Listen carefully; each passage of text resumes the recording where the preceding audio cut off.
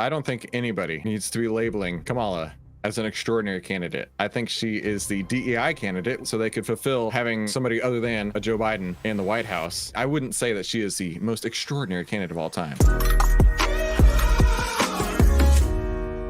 This was super funny to me, and I wanted to share this. Voters share how they feel about Kamala Harris. I think she's an idiot. So let's see what people are saying about it. Love affair between the media and Barack Obama. We're seeing a new version of that. It's just lamer for Kamala Harris. Watch. Harris made her first official campaign stop, and she did it with a delicious, and I mean delicious, dose of trolling Donald Trump and the Republicans. She understands what her message is. She understands message discipline, and she's an extraordinary candidate on the trail. I don't think anybody needs to be labeling Kamala as an extraordinary candidate. I think she is the DEI candidate. We've all discussed that. The DEI candidate, so they could fulfill, having somebody other than a Joe Biden in the White House. And yeah, I wouldn't say that she is the most extraordinary candidate of all time. Kamala Harris is unleashed. She's just brilliant. I was blown away. She's just brilliant. I kind of fell in love with her. She was smart, engaging. She's funny, feisty, twinkle in your eye. Kamala Harris has had the single best first day of any presidential candidate in history. Yeah, it's the modern equivalent of. Well, that's because the person that she's replacing was having one of the single worst days in his presidency. That is for sure. Hey, Jean-Louis, good to see you. Thrill up the leg, another 2008 callback. Some of that seems a little forced, especially when you hear from actual voters in swing states like this. Oh, here we go. I honestly need to get more information about Kamala because I just don't know enough about her. So I'm on a wait and see. Nobody does, because she has been not disappeared, but behind the scenes for the last 4 years. And, the one thing that we all can put our finger on was the fact that she was the border czar. She made herself the border czar. She was put in charge of making sure the border was secure. Now the media's gaslighting and saying, no, that she never was that. But I saw this video the other day, how it was just like post after post after post that she posted saying how she's going to control the borders. And then she taking the podium talking about how she's going to control the borders. So anybody who tells you she was never the border czar is completely gaslighting you. But to that point is nobody knows anything about her, right? Other than the fact that she can speak this much better than Biden and is an absolute crazy person sometimes with her crazy laugh. I mean, as a school teacher, if I did not do what I was supposed to be doing, you better believe my job would be in jeopardy. Well, it isn't.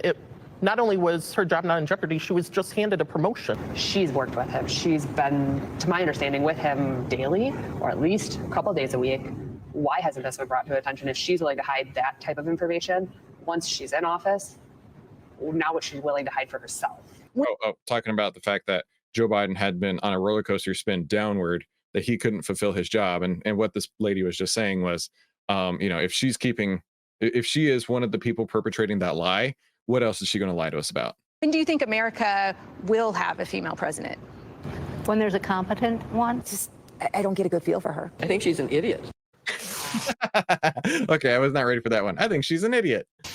Ouch. That was also on the same network where all the anchors were gushing. Yeah, were they? Yeah, which is, speaking of delicious, that was kind of delicious, Elizabeth. It certainly was. Look, my dad taught me something when I was a little girl. We were discussing politics, and he said, never underestimate Americans. And I think that's exactly what the Democrats are about to learn. Rhetoric will only get you so far. When the American people have been living under 4 years of a Biden-Harris administration, they know exactly what they're getting with this ticket. They know exactly what they're going to get with this candidate, and no amount of Democrats on TV talking about how she's the shiny new toy is going to change their minds, right? The American people know what they deserve. They know that they've now been lied to by this administration and by Kamala Harris for years about Joe Biden's cognitive abilities. Who else, knows what they've been lied to now? I think the obvious choice here is Donald Trump for me, but I think for anyone, the obvious choice is. I think, the point that she's making there, which is absolutely the God's honest truth, is we have no idea what all they've been lying to us about.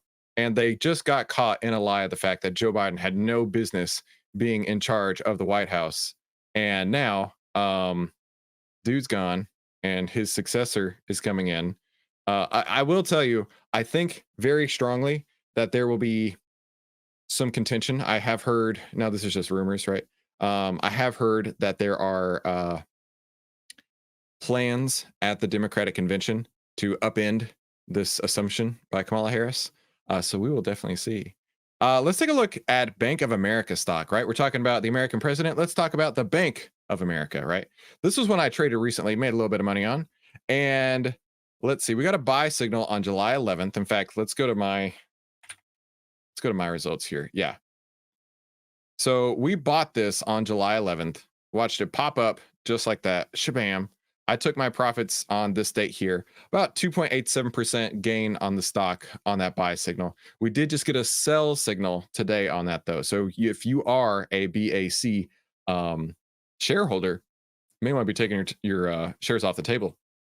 In fact, Outliers outperforming the buy and hold at 26.95%, where buy and hold is at 22.17%. So Outlier continues to outperform, one of the main reasons why I am such an advocate for it. Hey, Brian, good to see you. Now, I got to show you this. This is what I wasn't sure. I am not supposed to show this to you, but I'm going to do it anyway. Mark is probably going to kill me if he knows that I'm going to show this. So I'm going to go into our internal Skype messaging here. And Mark sent us over a chart yesterday, some data, and I was looking through this and I'm like, Mark, I don't really understand how to read this. And so I recaptioned it today, and look at this. Outlier signals outperformed 78% of stocks. That's pretty outrageous, right? Actually, I think the number is higher. That was just the number that I thought it was, and I put that in there. But I believe the number is even higher. And the average outperformance was 5.35x on the capital efficiency. Capital efficiency meaning how long are you in the market and how much gains are you getting in relation to how long you're being in the market, right? 5.35% is the average outperformance. So I had to share this. I was so excited about it. But one thing I'm also excited about is the dev version of the scanner. So let's talk about the scanner real quick, because the scanner is getting way better, right? So this is inside of dev. This will be inside of production in the next week or so. We've had, I know, Mark, I'm sorry. I wasn't supposed to share it. I knew he'd kill me. So inside of the dev platform, the screener, we had an internal meeting yesterday talking about it. And I was like, ooh, this is so good. I am very excited for when this goes to production, because this is going to save me and you tons and tons of time. Check this out. You can filter by index. Now, this is in the dev platform, so it absolutely takes longer. No doubt about it.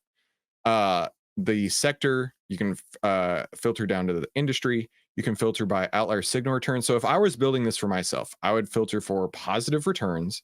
Capital efficiency, I'm not sure where that's going to go yet. Greater than 1 million, average daily volume. Current signal status, buy. Price correction, I'm not somebody who looks for pullbacks, but if you are, that's what that's for. I want to see the oscillator moving up. Market cap, I have no preference, so I'm gonna leave it wide open. My price range is $20 minimum, but maximum whatever.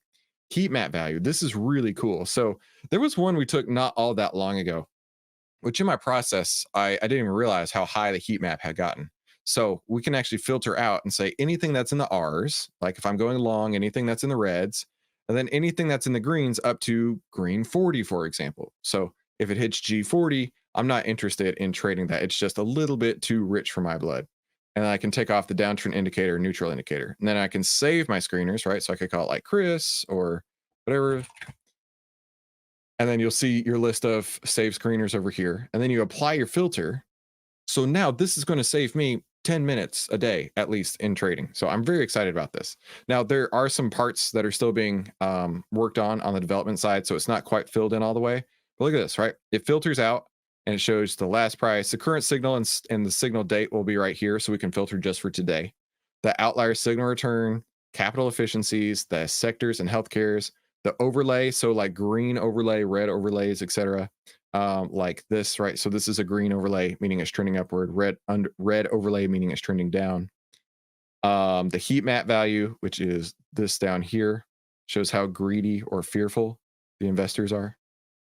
And if we had a price correction, anything like that. But the oscillator, that's the blue line on here. That is actually like the most important indicator on everything, is the oscillator, right? And so I'm just really stoked about this because this is going to save me tons of time. But one thing that's really cool about this, check this out. You can actually just click the star button right here, and it will add all of them. I'm not going to do it right now. It'll add all of these to your favorites list, which is pretty neat, right? Or you can just individually add them to your favorites list. So I think that's super cool. So anyway, those are the updates that I had to share with you. You know, like I say, I'm the biggest advocate for Outlier out there. And I was very, very excited for all the recent updates. So let's jump into our market analysis.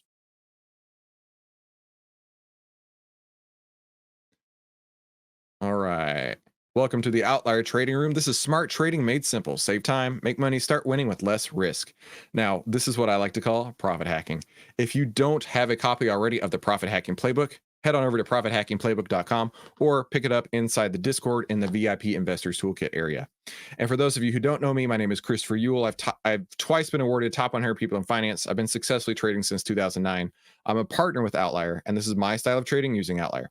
So the way that I like to trade, I call the golden ticket trading strategy, and it's the 8 steps to turn profit hacking into pure gold.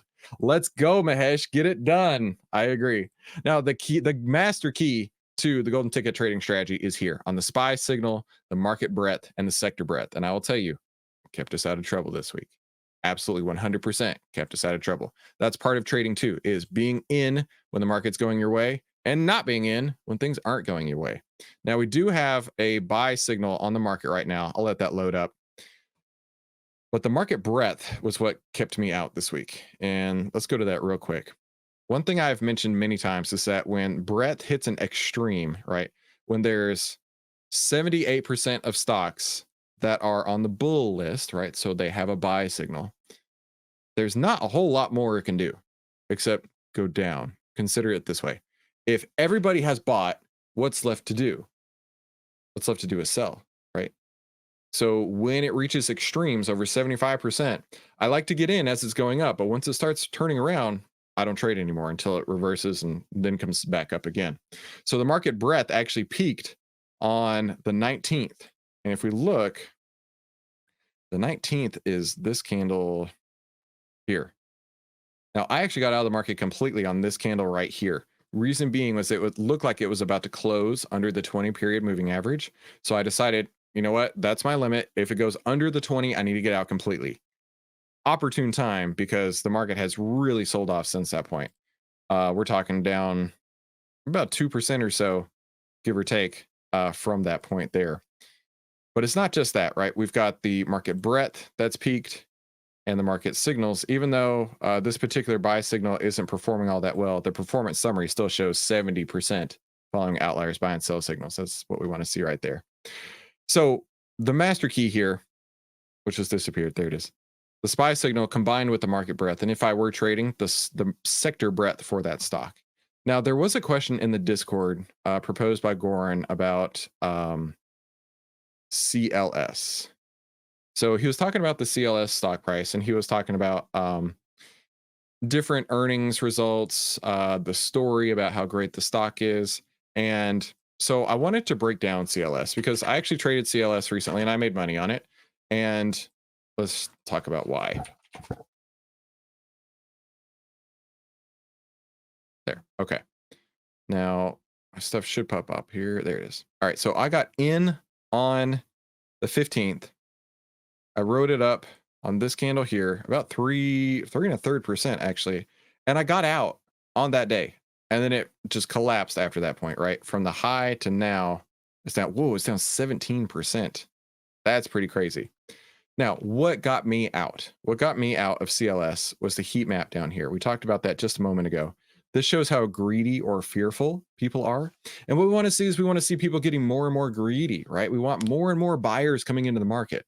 So on this date, if you look, I'll make this bigger. If you look on this line right here, and I go over the buy signal, it was at G31. So the green value goes from 0 to 50. It was at G31 on that date. And it was also G31 on the following day. So for me, that is an exit signal. It's no longer getting greedier, if you want to think of it that way. So I took my profits and I got out the day before the market collapsed down. Now, there's a lot to be said with this. And one thing that I wanted to discuss was a quote that I actually keep on my vision board, if you want to call it, right over there. And it's this quote here. 40% of a stock's price movement is due to the market. 30% is due to the sector. And only the last 30% is due to the stock itself. Now, that's a quote from Steve Cohen, Market Wizard. And I dropped a link to the full interview here. I believe this came from his Market Wizard interview. I'm not sure. I don't think this was an interview with Business Insider, but it's in here. In fact, let me find it real quick. 40% of a stock's price movement was due to the market itself, 30% due to the sector, and 30% due to the stock itself. So due to the market, due to the sector, and then due to itself. Okay. And he learned that from Wharton Business School. I was looking at this earlier and saw that. So meaning when the market is starting to turn around, right? Closing on this date here, getting out of everything on this date here. That's 40% of the stock's movement in one spot, right? If the market is not pushing everything higher, what is it doing? It's pushing everything lower, right? So 40% of the movement can be attributed to that. Then it's in the tech sector. And if we take a look at the tech sector's breadth, market breadth of the tech sector, it actually peaked on the tech sector on the 17th and started going down. Okay, so the breadth of that sector peaked. And then we just talked about a minute ago about why I got out on that particular stock. So the market turned around, the sector turned around, the stock turned around. And so you need to know everything. Yeah, well, let me rephrase that. You don't need to know everything. You just have to look at a few key items, right? And one thing I put in the Discord is that the market tells you where it's going. The market always shows what it's doing. You may not get out at the very top. You may not get in at the very bottom, but you can see where the trends are changing. You can. Anybody who tells you elsewise doesn't know how to trade, doesn't know what they're talking about. You don't have to be perfect, right? They always say that the bottom eighth of the market and the top eighth of the market are the most expensive, right? Because people are calling tops and people are calling bottoms. And it's that 6/8 in between that you can make tons of money on if you can just ride that, even just, 2 of the 8s, a quarter of it, a 3 of the 8s, right? You don't have to ride the entire 6/8 to make any money.